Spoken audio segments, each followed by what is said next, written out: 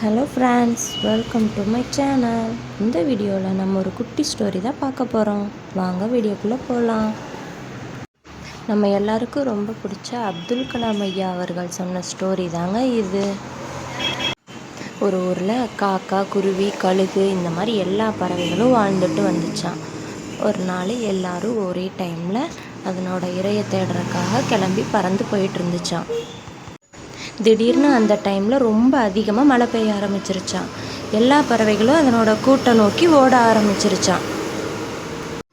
ஆனால் கழுகு மட்டும் கூட்டை நோக்கி போகாமல் இன்னும் மேலே மேலே மேலே அதனால் எவ்வளோ பறக்க முடியுமோ அந்த மாதிரி பறந்து போயிட்டே இருந்துச்சான். இதை பார்த்த மற்ற பறவைகள் எல்லாம் கழுகை திட்டிக்கிட்டு இருக்காங்களாம். இந்த கழுகு மட்டும் ஏன் இப்படி பண்ணுது?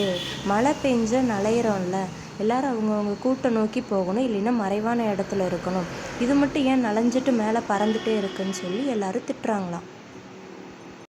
இதையெல்லாம் எதையுமே பொருட்படுத்தாத கழுகு அதனால் எவ்வளோ முடியுமோ அவ்வளோ தூரம் மேல் நோக்கி பறந்துட்டே இருந்துச்சா.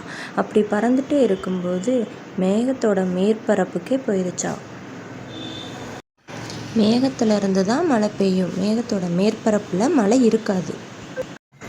இதனால் கழுகு இப்போ நனையாமையும் இருக்குது, தன்னோட இரையை தேடுற பணியை மீண்டும் செஞ்சுட்டே தான் இருக்குது.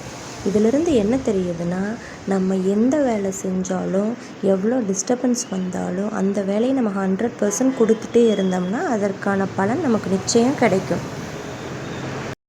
ஓகே, தேங்க்ஸ் ஃபார் வாட்சிங். Subscribe for more videos.